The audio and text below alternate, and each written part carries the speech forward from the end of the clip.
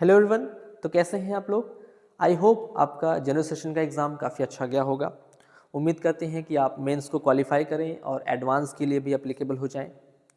आज के इस वीडियो में हम आपके जनरल सेशन का जो एग्ज़ाम हुआ है उसका पूरा एनालिसिस करने वाले हैं कि एग्ज़ाम का पैटर्न कैसा था, कितने जो है डिफ़िकल्ट क्वेश्चन आए थे, कितना ईजी क्वेश्चन आया था या मॉडरेट था, कितना पोर्शन क्लास 11 से कवर किया गया, कितना क्लास 12 से कवर किया गया है ना। और जिनका एग्ज़ाम क्वालिफाई करने का चांस कम है, कि जिनको लग रहा है कि पेपर हमारा अच्छा नहीं गया है, तो अप्रैल सेशन में वो क्या प्लानिंग कर सकते हैं, कैसे अपनी तैयारी को कर सकते हैं, क्या एक्सपेक्टेड टॉपिक है कि जहाँ से क्वेश्चन पुटअप करने के चांस ज़्यादा है। तो ये सब पूरा जो है हम एनालिसिस इस वीडियो में करने वाले हैं। तो चलिए वीडियो को शुरू करते हैं। सो फर्स्ट आपका है एग्ज़ाम के बारे में देख लेते हैं, एग्ज़ाम हमारा कैसा था। तो देखिए एग्ज़ाम आपका 5 दिन में एग्ज़ाम हुआ है। 21, 22nd, 23rd, 24th एंड 28 को एग्ज़ाम हुआ है, जिसमें total number of appeared student अगर हम देखेंगे तो 12 लाख के आसपास स्टूडेंट ने अपीयर किया है एग्ज़ाम में। और पेपर पैटर्न देखें तो paper pattern 25 questions in each section. 25 question आपके फिजिक्स के, 25 केमिस्ट्री और 25 मैथ्स के थे, जिसमें 20 MCQs and 5 numerical based question थे, जिसमें आपको आंसर टाइप करना होता है ना। मार्किंग स्कीम की बात करें तो 4 मार्क्स आपके करेक्ट आंसर के लिए मिलते हैं, -1 रॉन्ग आंसर के लिए और 0 मार्क्स अनअटेम्प्टेड के लिए। अगर आपने क्वेश्चन को अटेम्प्ट नहीं किया है तो आपको कोई मार्क्स नहीं मिलेगा। तो ये हमारा पेपर पैटर्न है ना।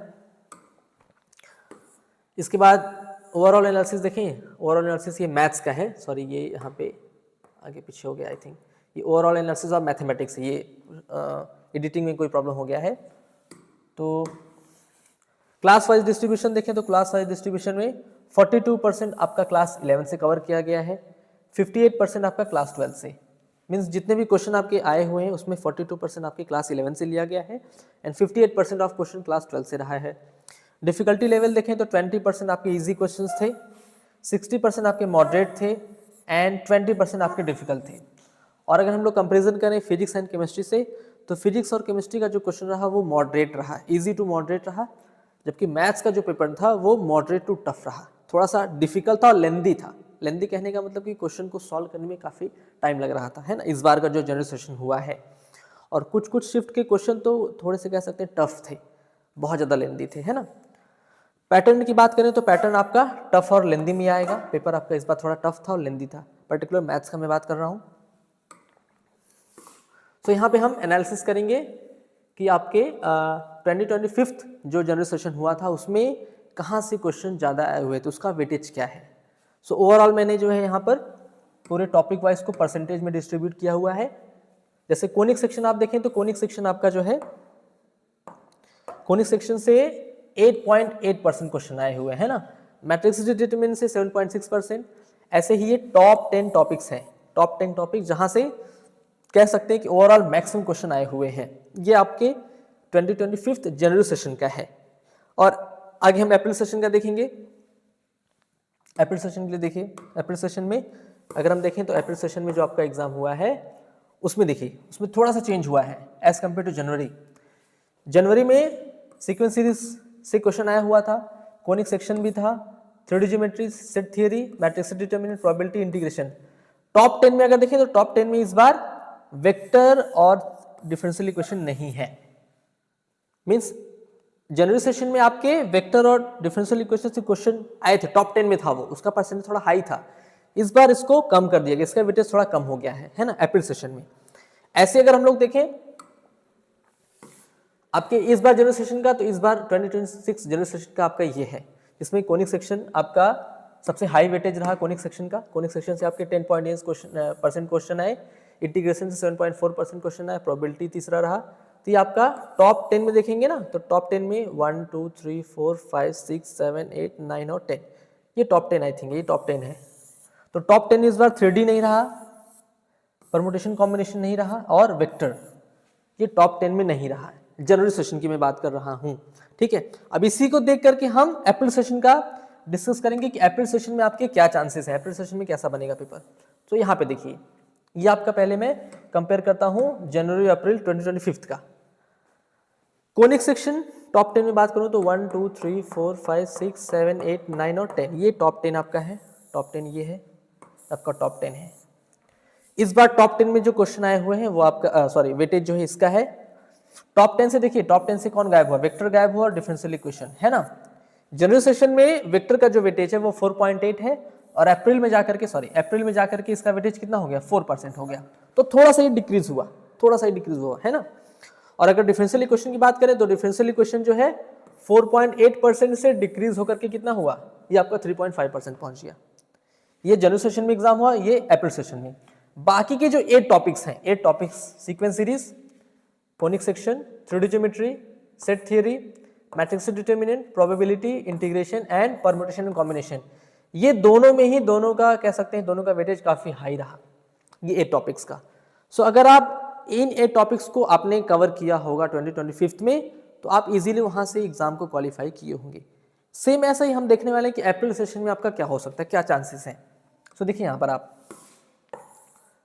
अप्रैल सेशन में देखिए, अप्रैल सेशन में ना, एक मिनट, अप्रैल सेशन में अगर हम देखें तो अप्रैल सेशन में आपका ये 1 2 3 4 5 6 7 8 9 एंड 10, ये आपका टॉप 10 है, टॉप 10 है, ये आपका टॉप 10 है, ठीक है। सो ये टॉप 10 है।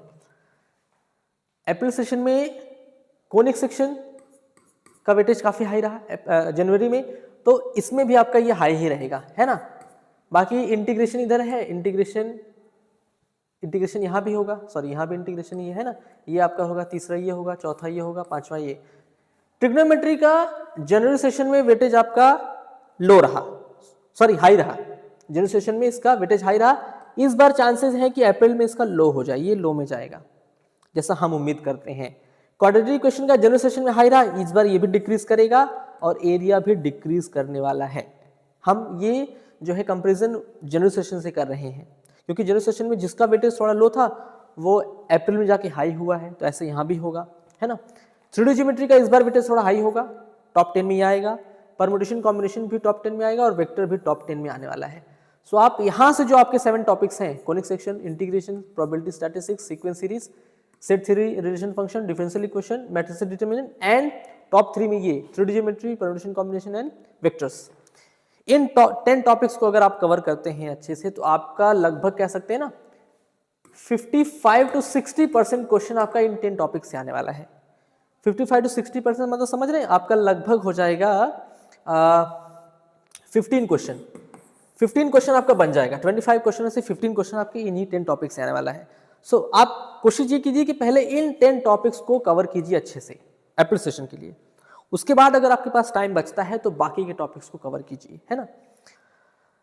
इस वीडियो में फिलहाल इतना ही। नेक्स्ट वीडियो हम क्या करेंगे ना, हम पर्टिकुलर टॉपिक का, जैसे आपने कोनिक सेक्शन उठाया तो कोनिक सेक्शन में इस चैप्टर के अंदर कौन कौन से ऐसे टॉपिक हैं, सब टॉपिक्स जहां से जिसका वेटेज काफी हाई है उसको हम डिटेल में डिस्कस करेंगे कि कोनिक सेक्शन में आपको कौन सा वाला किस टाइप का क्वेश्चन पढ़ना चाहिए, किस टाइप का क्वेश्चन ज्यादा आया हुआ है।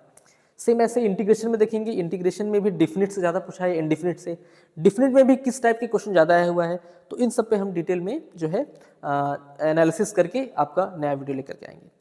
सो आई होप ये वीडियो आपको पसंद आया होगा, है ना, और आशा करते हैं कि आप जो है इस वीडियो से आपको कुछ हेल्प मिलेगी जिससे कि आपका अप्रैल सेशन का एग्जाम काफ़ी अच्छा होगा। तो thank for watching this video.